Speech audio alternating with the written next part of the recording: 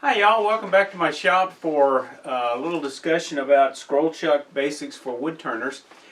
I've learned a lot of tips and techniques and tricks over the years for scroll chuck, and I want to share some of those with you right now. I want to give a shout out to Daniel Brown, who prompted me to do this video with a couple of his questions.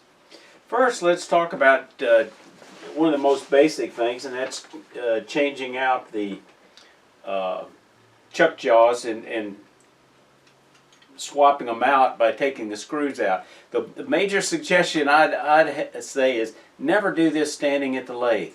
I mean, the risk of dropping a screw in your shavings and having it lost is far too great. Always sit down. It's always good for us old guys to take a break. I like to sit down. The other thing I would suggest is always have a little container of some sort. Recycle some piece of plastic, whether it's a lid to some chips can or something, some snacks came in, but you know, get you a little plastic container that you can use to put the screws in to keep them from running away from you. Miles Finsky made this comment several years ago. He said, "Thanks for all your videos. One additional idea to consider is use a small magnetic parts dish to hold the screws when you have the chuck disassembled. That way, if you bump the small pill cup, the screws won't fly all over the bench, etc. I know you like Harbor Freight, and they have 4-inch and 6-inch round magnetic parts dishes, and they're often available for free with a coupon." Well, maybe not so much lately. I have several and keep one on the leg of my lathe to grab and take the bench for chuck jaw changes. I also have one on my drill press and bandsaw to hold Allen wrenches, bits, etc. That's a great idea. Thank you, Miles.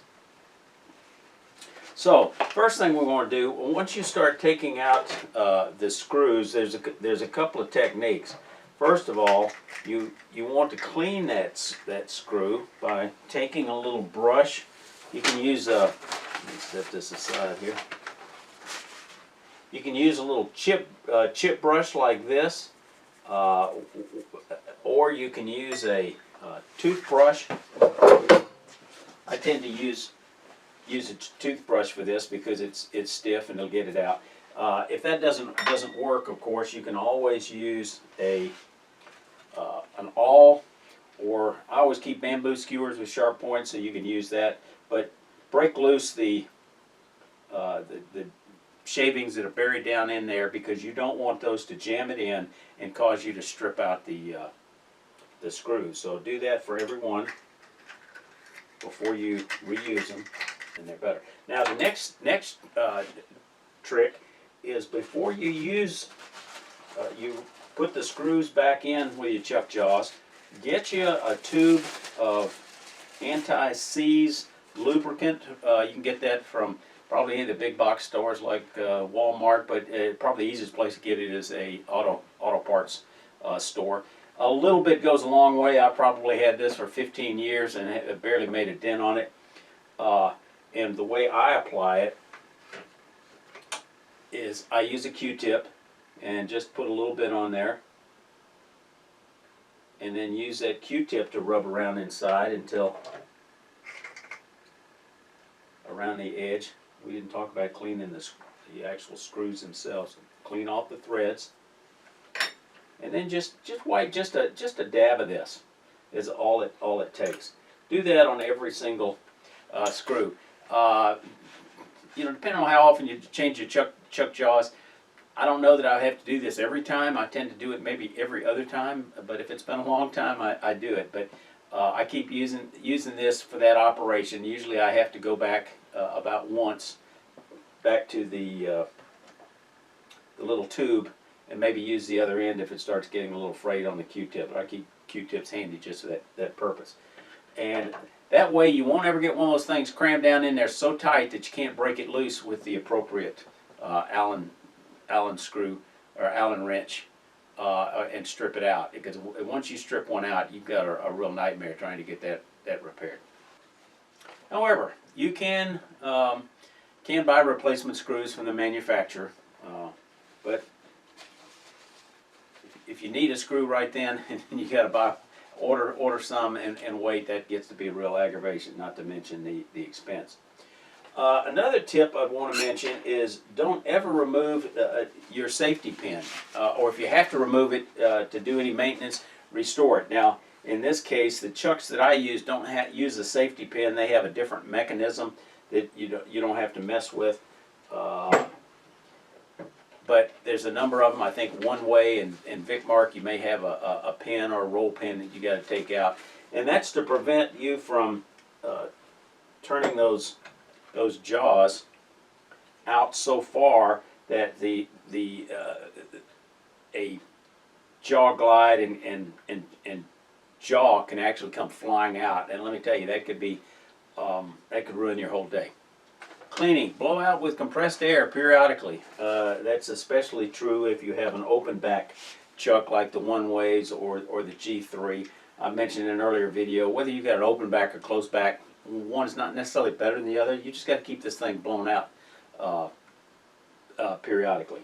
Grinding off the corners of any parts that stick beyond the body to prevent you from catching. Some manufacturers, they'll stick out further than others. If you feel like that's a risk, you might want to just touch those corners right there with a little bit of on a grinder, or file it away, those sharp edges away. Good tip. Lubricating your chuck. If you've got a chuck with an open back, generally it doesn't have any lubrication. Periodically, it probably wouldn't hurt when you blow it out real good to put a little sprayed dry lubricant on it. Don't put any grease because it's going to attract dust and just really clog this thing up. Now, if you have a closed back, such as this Record Power SC3 or a Nova Supernova 2, they recommend just using regular grease, and it's sealed well enough. And I've taken these things apart once or twice, and I'm not finding a lot of dust in there, so I don't have a problem with using regular grease. I'm not going to dismantle and reassemble one of these. Everyone's a little bit different. They're all very similar. Look for a file from your manufacturer on detailed instructions. But a couple of things I'd want to mention. Most of them tend to have what they call a circlip that you've got to remove, and to do that you got to spring it out. Now, most pliers clamp in. These ring clip pliers are designed so when you squeeze them they pull out, so they go in here like this and spring it out. Just a couple of points here. Get a good set. You can get them at automotive parts store. Do not buy any from Harbor Freight with multiple tips. I'd like to show those to you, except they were so bad I threw them out. And sometimes there's an old saying, buy cheap, cry twice. Buy good and you only cry once. So get you a good set of these before you have to do any maintenance. Now, when you go to do this, stick your finger, always wear safety glasses because you don't want this spring clip to come flying off and hit you in the eye and blind you. The other technique you can use is stick your finger down in here when you take it off so it doesn't come flying off. But wear safety glasses. And when you're reinstalling this clip, sometimes you need a piece of plastic like the end of your toothbrush to kind of put it down to make it snap into place.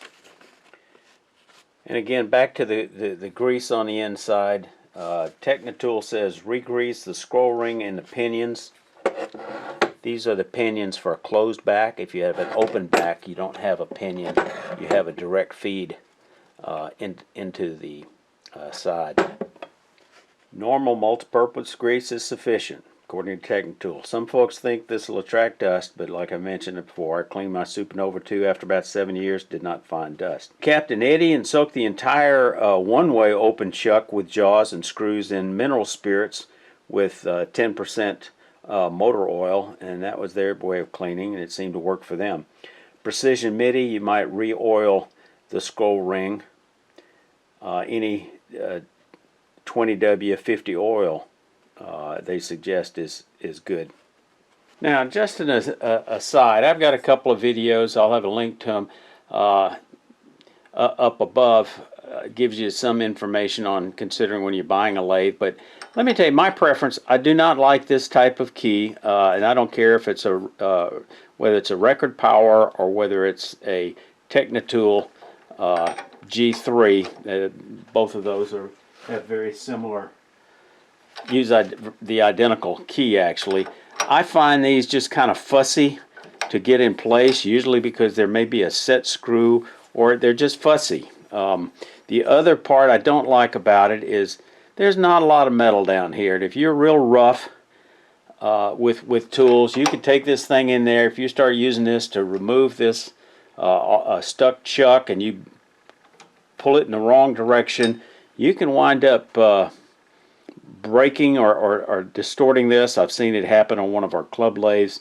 There's just not a lot of metal there. I do like the little wrench for Record Power because they do make it really easy to pop that thing loose. More so than Technitool, which you've got to wind up getting a pair of pliers or a really big wrench if they get stuck.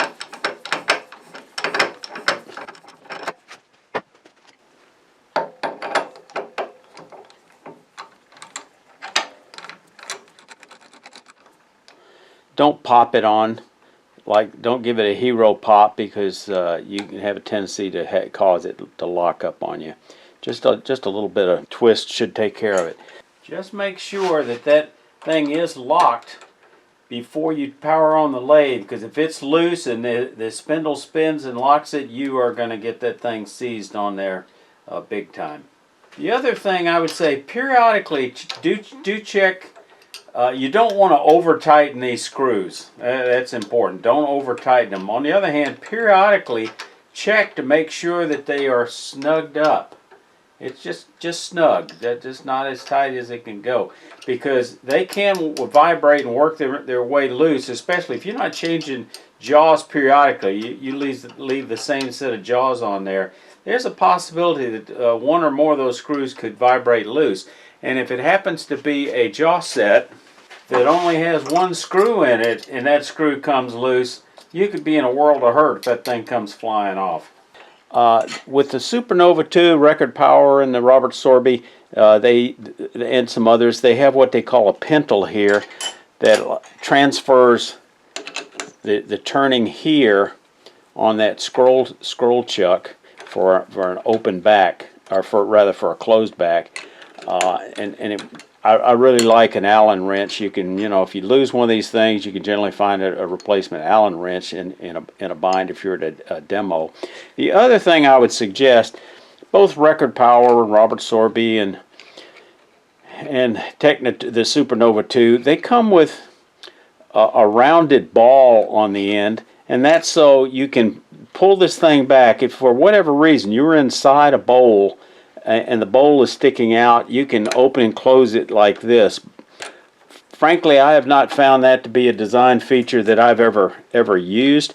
What it winds up doing, though, is anytime you use this, it puts increased wear and tear on it because of that ball. There's a lot of slippage. So I recommend taking a hacksaw, cut off the tip, and you're just going to get a much more refined, tighter fit that's not going to create wear and tear on these pintles. However, if it's Nova Record Power, I think you can buy replacement pintles after a few years if you do wear them out. Before you mount the chuck, it's always a good idea to periodically just rub your fingers along here to see if you're feeling any kind of burrs or anything that would cause interference. Likewise with the face of your insert, or where, if it's direct threaded, to make sure there's no rough surfaces here. If so, use some very fine sandpaper wrapped around a board and smooth those off, or a tiny little file to clean that up.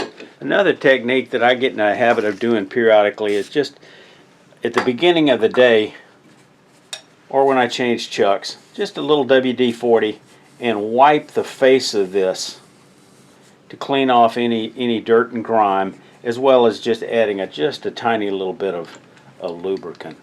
I've shown this tip before, but some of y'all may be new.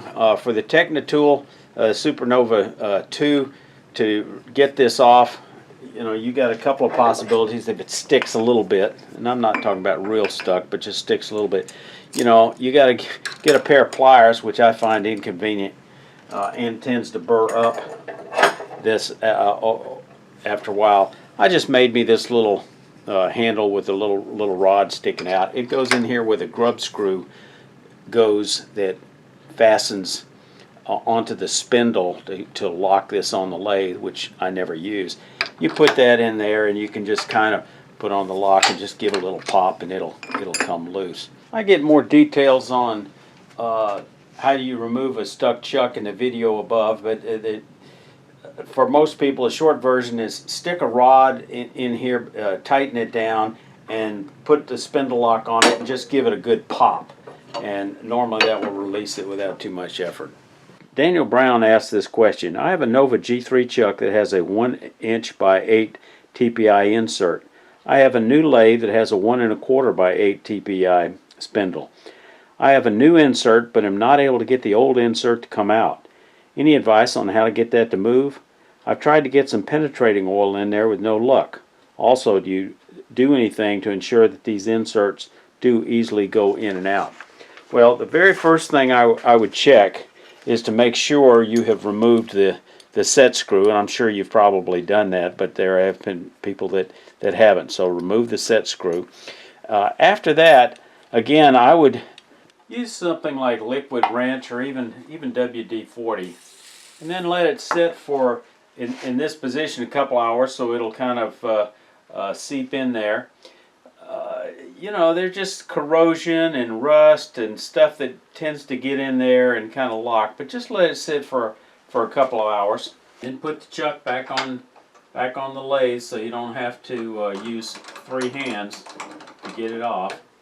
And then I would just simply use a pair of slip joint pliers. The heavier duty ones, the better.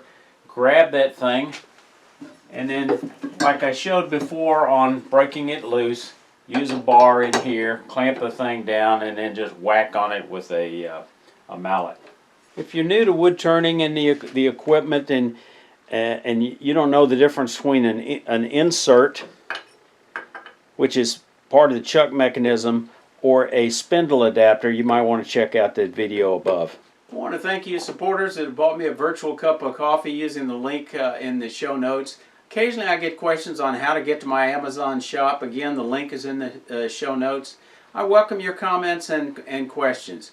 Y'all stay safe. Come on back here.